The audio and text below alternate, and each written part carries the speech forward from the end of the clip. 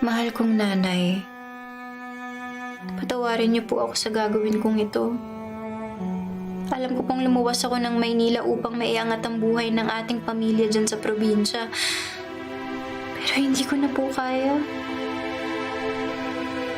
Hindi ko na po kaya, Nay. Hindi ko na po kaya ang pang-aalipusta sa akin dito nang wala pang sahod.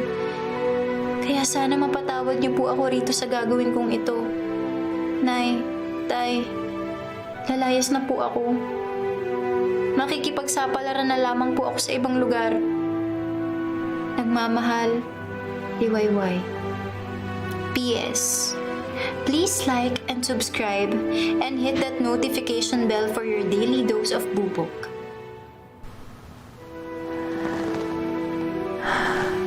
Mamaya, tulog na si Tonya Lavinia at Don Carlos.